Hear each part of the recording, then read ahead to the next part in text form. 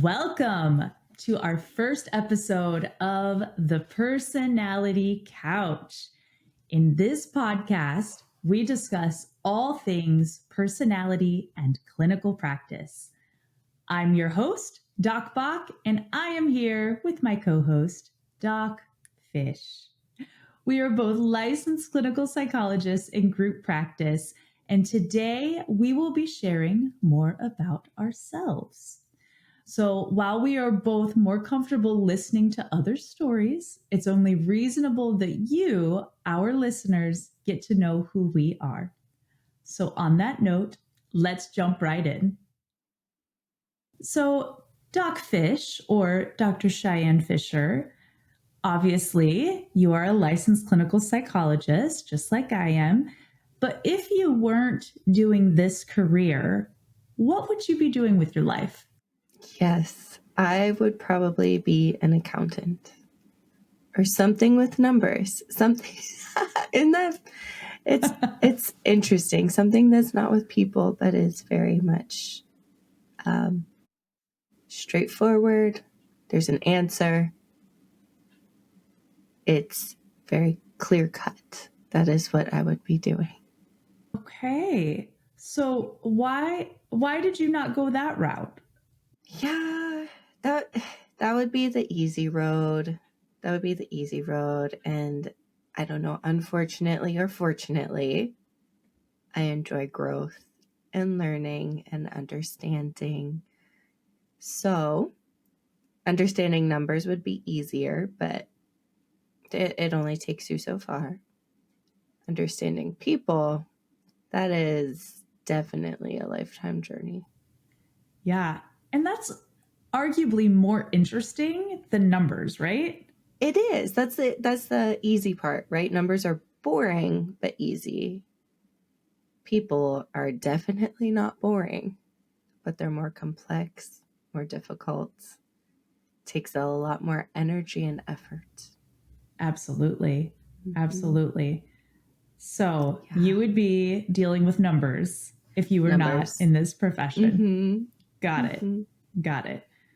So my answer is totally different than that. I'm curious what your answer is. Yeah, I don't want to have anything to do with numbers ever. If I can help it. That is not my strong point. But I would be doing something in music. Ideally, like in Nashville, trying to do something with singing, or maybe being like a backup vocalist for an up and rising professional, or maybe doing it myself. I would absolutely love that. So music has been a part of my life for as long as psychology has. It was kind of like, which path do I take? Because I love them both so much.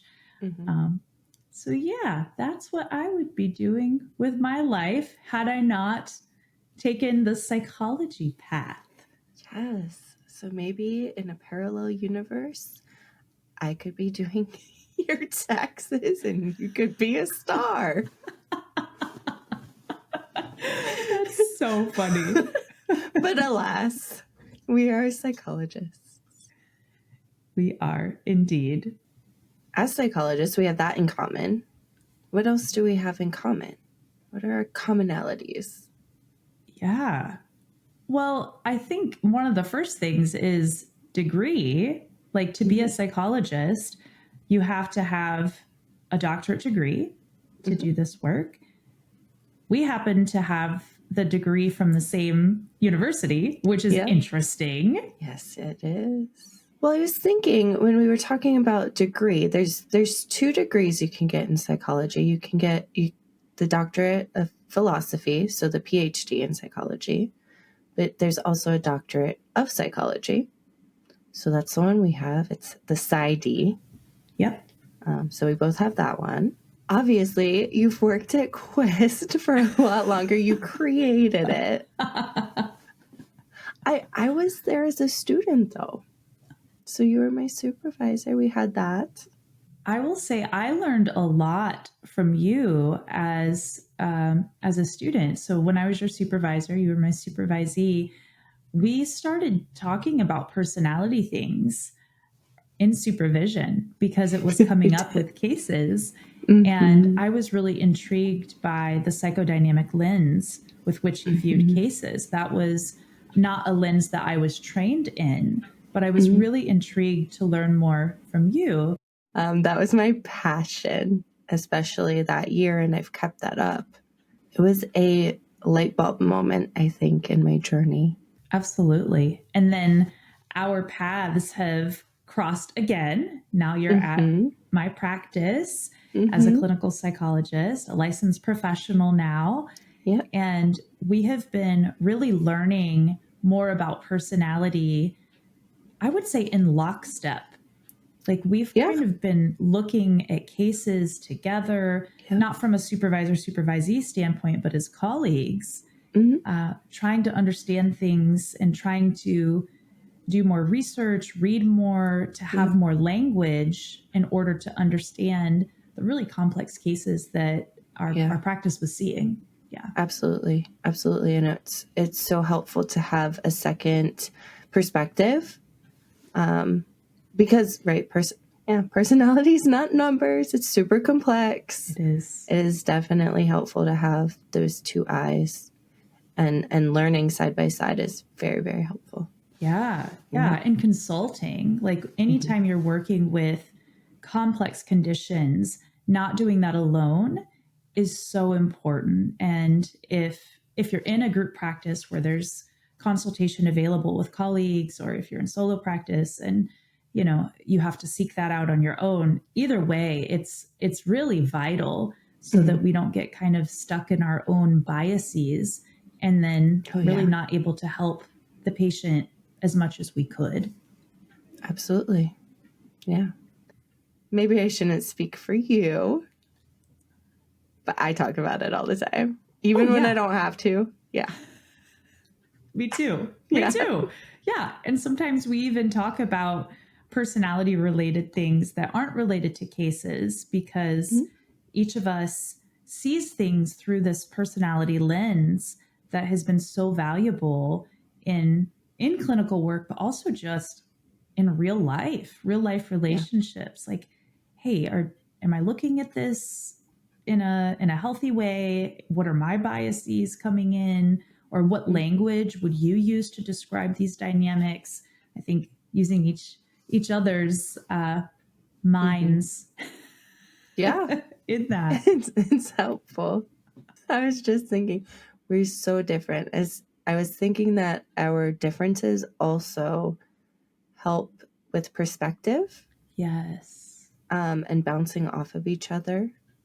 That it's very complementary, but it's obviously very different. We were very, very different. If you couldn't tell by what we would be doing if we were not psychologists. Yeah, I would rather be, on stage singing, and Cheyenne, you'd rather be maybe in an office by yourself with numbers and data surrounding you. I'm just picturing like piles and piles of data, and you're just like, this is amazing. You're not off course with that. That actually took me back to my dissertation. I locked myself in a room with no windows for like 2 weeks, and I just cranked it out. Everything was color coded, all the walls, the floor, covered in paper, covered in data. Wow. Yeah. I wish that I would have had, I don't know, the discipline to do that. Discipline is that's such a nice word. That's such a nice word. I was thinking more like detachment from the world in order to do it, like the compartmentalization. I literally shut out everything and focused on one thing. Yep. I can see that. Yeah, I had too much going on in the external world that was pulling me from my dissertation. And yeah, I got stuff done, but it wasn't like a 2-week deep dive into into whatever. Anywho, enough about dissertations. Doc Bok, how did you get into personality? What's your journey been like? Yeah, it's been a bit of a windy path to get here, but there's been some really significant stops along that path. And I can trace this journey back to high school, actually. So at this point, I knew that I wanted to be a psychologist. And I had found a book in a bookstore that I was working at the time that was on personality. And it was the four temperaments. So sanguine, choleric, phlegmatic, and melancholy. And we used this just for fun in youth group.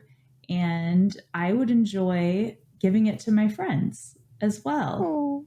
So we would all test each other. And sometimes we would test multiple times to see if the results stayed the same, just to kind of see what that would look like.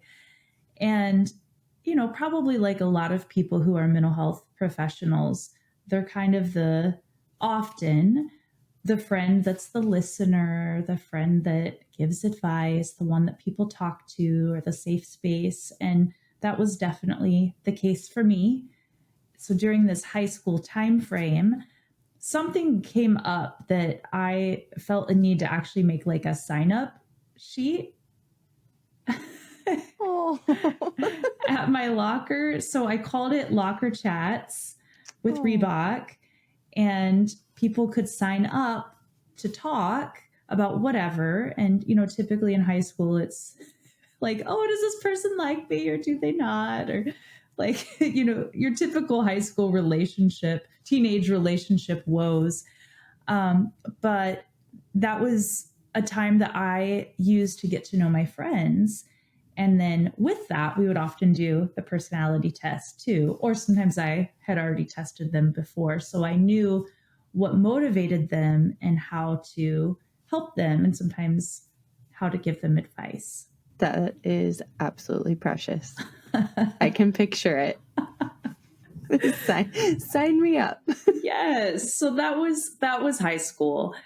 And, you know, then from there, of course, I went on to college and didn't do as much work with personality, still had an interest in it. Actually took more of an interest in researching identity and attraction. And that actually carried through to graduate school, where that was my main focus on the research team there, working with Dr. Mark Yarhouse. And that's what my dissertation was in. So we kind of took a little bit of a curve there from personality.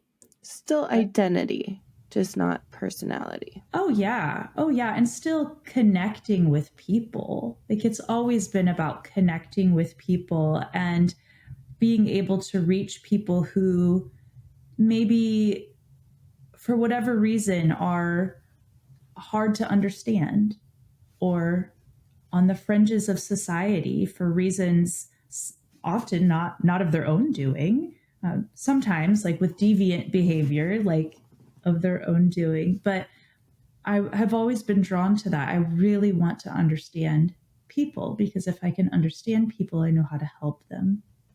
So then from there, in graduate school, I was also drawn to forensic psychology. Ooh, okay. Yeah.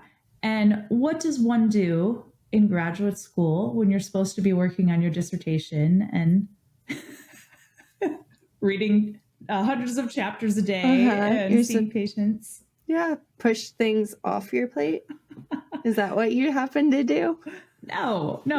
I didn't lock myself in a room to get stuff done. I should have, but I was way more interested in experiencing the world around me and just getting more tangible, hands-on experiences than just what I was getting from the textbooks. And even in my initial clinical work, I wanted more out of that.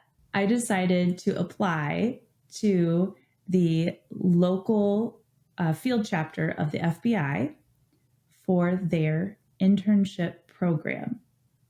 That is amazing. Yeah. What was that like? It was really cool. So I have to say this was outside of the doctoral program that we were in. This was just because I was bored. No. Bored. There was plenty to do. There was plenty to do. I just wanted something different. I wanted more tangible experiences. And it was really intriguing. So I was placed in the violent crimes squad, given my interest. And I had wondered and was intrigued by criminal profiling. Ooh. Yeah. That is intriguing. Mm-hmm. Like understanding why, understanding the psyche behind that. And from there, I was given an extension to continue the program. Wow. Okay. Which sets you up basically to have a career, because in order to even do this internship, you have to go through a very extensive background check, clearance, right, all of that. So once you're there, you can really kind of work your way in. That's kind of the goal of the internship, is to get people interested, and then, sure, to potentially recruit really great candidates for a career. So one of the things that I learned, at least at the time, I think this is still the case, but in order to do the profiling, you had to be a special agent and work your way up to eventually doing that in Quantico. Okay. So it wasn't just jumping right into the profiling. Right. And it wasn't just being kind of the brains, the detective behind things, as I had thought. And I would much rather be the brains than the brawn in any situation. Sure. Sure. But I was like, you know what? I could do this. Let me at least try. So I was just looking into, what the physical requirements were to do that, because you have to be in tip-top shape, and had really been considering what that would look like. And so then when I was given the extension for the internship, I had a really big decision to make. Like that, that's the winding. That's huge. Yeah. Yeah. Do I take this career path, or do I do clinical psychology, continue clinical psychology, finish my degree? Because I couldn't do both. Right. I couldn't do both. And obviously, I chose to finish my degree and continue on the clinical psychology path. Now, I probably could have gone back later to apply, but it wasn't for me. That wasn't the path for me. And I realized that. But it took some time for me to really weigh those pros and cons. Sure. So you ended up in private practice. I did. And with that, I specialize in psychological evaluations.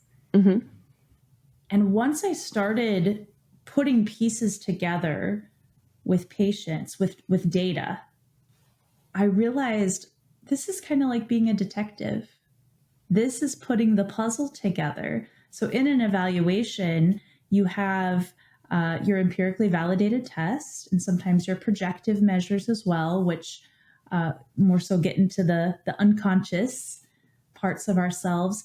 And when you put that together against the backdrop of the patient's life story, things start to come to life. And that was the case for me, as I was just had more exposure to this and started doing it more. And I found the personality measures that I used extremely, extremely helpful. And really, the missing piece in the puzzle was often the personality. How interesting. Yeah, so you're putting together a puzzle, and personality is a piece that is missing because maybe it's not necessarily talked about enough. Yeah. Okay. It's not. And I think there's just not a lot of information out there about it, or it's complicated. People are complicated. And that was one of my goals in creating this podcast and YouTube channel, was to be able to bring this information to everybody, to try to make it more accessible. So that is my long, windy journey to get here. But we made it. We made it. You made it. And you're thriving. I think it's also really important to mention that you own your own practice. And that has a personality component in it. And it has. And I think that that is important, especially just because I remember years ago when you were my supervisor, that was still a component. And since then, it's just grown. Yeah, absolutely. And that actually made me think that with personality, with understanding personality, it wasn't just about clinical work at that point. It was also about your everyday relationships with family or friends, and certainly in business. Like, I needed that personality training to help me with hiring decisions. I was going to say that is probably super helpful. Yeah. Like in business, I mean, business is people. Yeah. And when you're a small business owner, like, you wear all the hats. So you wear the HR hat too. And understanding personality helped me know what interview questions to ask to try to tap into goodness of fit. It helped me understand when there was a conflict. It helps me know how to relate to my team now. Yeah, that makes sense. Yeah. And it also helped me know when it was time to let people go, when it was just a mismatch. And certainly I do not have this all figured out. Sure. I don't want to communicate that, because I don't know that we will ever kind of fully understand the complexities and intricacies of personality. And at the end of the day, we're human. And we complex humans. Yes, we are. We get pulled into all these dynamics. And but I will say it was very, very useful. That's such a good journey. I love how windy it was. It's exciting. I think it kind of fits my personality as well. Maybe it's possible. That I like a lot of things, and I like kind of being eclectic or having eclectic interests or hobbies. And even with psychology, I was interested in kind of a bunch of different things, and then landed on something that can always pique my curiosity. It's endlessly fascinating. And also it touches on a core value of mine, which is helping people. That makes sense. Because, right, I think you said this before too. The better you understand, the better you can help.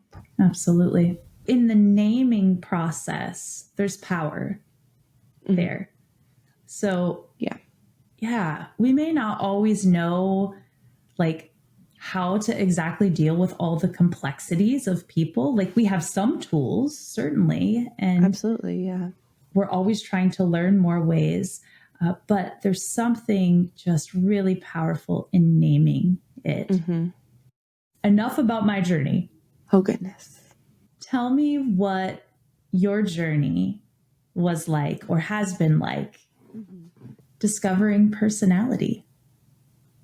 Well, our personalities are different. So your journey was windy. Mine's very linear. I also knew I wanted to be a psychologist from high school.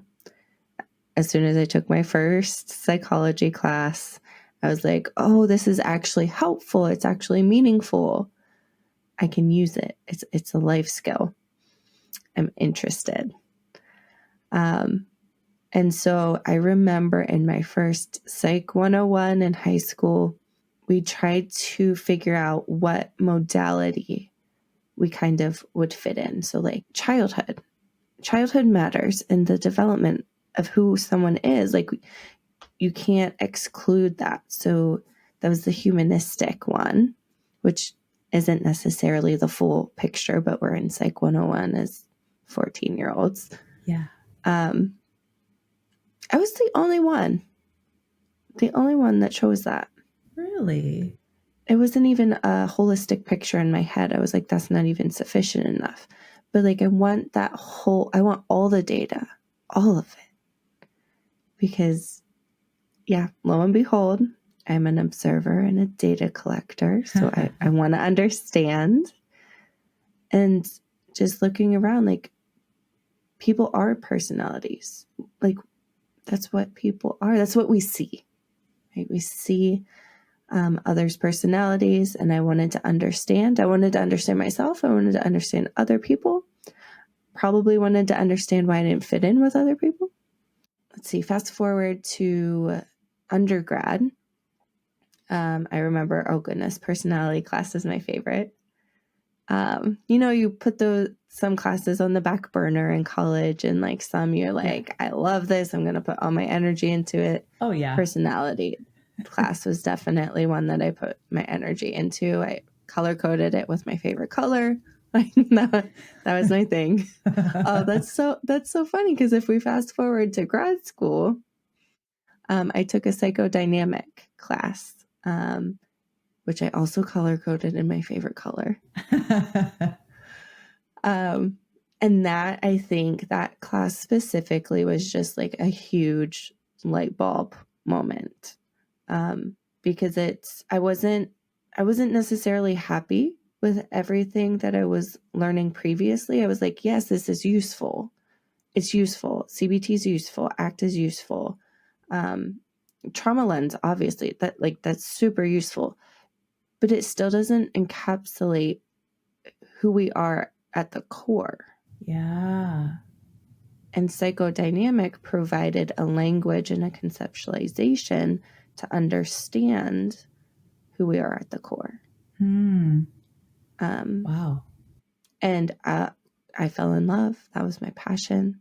The next year is when I started at Quest. I was your supervisee, so that's when I was super passionate about it. For some reason, and I could probably really dig deep into that, like personality and psychodynamic conceptualization and all of the conceptualizations, honestly, of personality. That's ignites a fire in me. I want to understand it. It's so useful. It's so helpful. And I think I can pinpoint it because I'm level, I'm steady, I'm an observer. I have to survive in a world where there's so many people, and it's not necessarily my forte. So I wanted to understand. I wanted to be competent in that. And there's so much information to ingest about it. Like it's going to be a lifelong journey. Yeah. Yeah. Endlessly fascinating. It is. And I can't even describe how fascinating it is to me. Like I read something and I'm like, I have to tell Rebecca, let's talk about this. Yes. Yeah.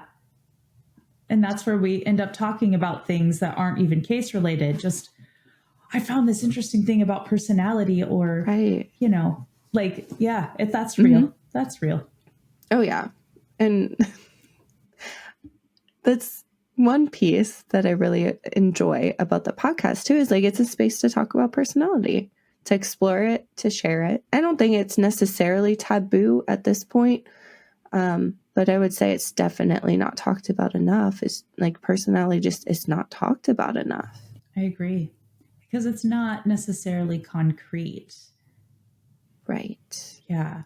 Like we try to make categories and boxes for things, and we can do that to some extent, but there's so many nuances to it that it's hard for us to classify all the different possibilities that could be within one person. And that even reminds me, I like to think of personality like a gobstopper. Yes. I was going to say an onion, but I like your colorful, flavorful. Yes. Yours is better. Yes. Well, some personalities are more like eating an onion. That is too funny. You peel back the layer and it's just more bitter onion. Right. but yeah, all the layers. And sometimes you don't even know what's underneath. Like, does anyone ever know how many layers are really in a gobstopper or in an onion? Like, Right. it takes time. It takes Yeah. time to get to know the person, to peel back every piece.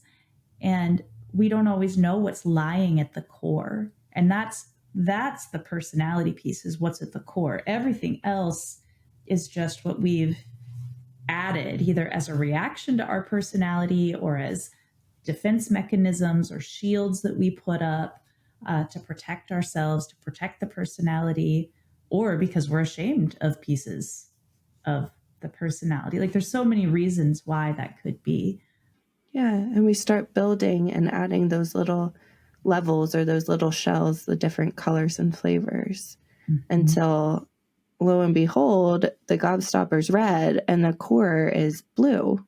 I'm just thinking back on your journey. So you talked about the different theories of different lenses of looking at people and understanding people. So the humanistic lens, and then in graduate school, more like the psychodynamic lens. And then you mentioned CBT and ACT, which our field has a lot of alphabet soup names or acronyms. But I wonder if we could talk a little bit about like the alphabet soup of those two things, but also I really want to hear more about psychodynamic and how that lens with which you operate clinically helps you understand personality. Sure. Let's see. So in my head, right, if we're talking about levels or shells, right, on the outside we have behaviors. That's what we see. So under behaviors are thoughts, cognitive things. Then we have like more relational under that.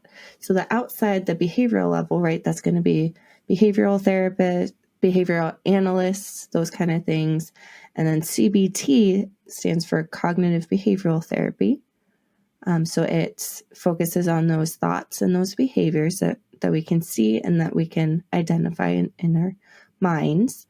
ACT is acceptance commitment therapy. It gets into the values and accepting and trying to match behaviors with values. Humanistic that's going to be a way of understanding people.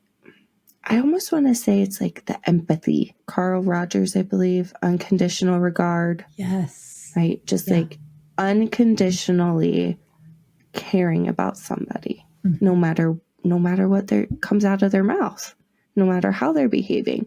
And that can be super healing. It does take into account kind of like who the person is, but it still doesn't dive deep into the core. So I think we're again going from those behaviors to the thoughts to relational. Then we have the psychodynamic, and well, there's a lot more modalities. There's so many, but we have psychodynamic. Psychodynamic is really looking at the whole picture and how you developed into the person that you are. If I had to sum it up in one sentence, it would be how your past experiences are influencing your present behavior. Yeah. Yep. And that I think is so important because those are the things that we don't see. Yeah. And they're so important, but sometimes they can be unconscious, subconscious.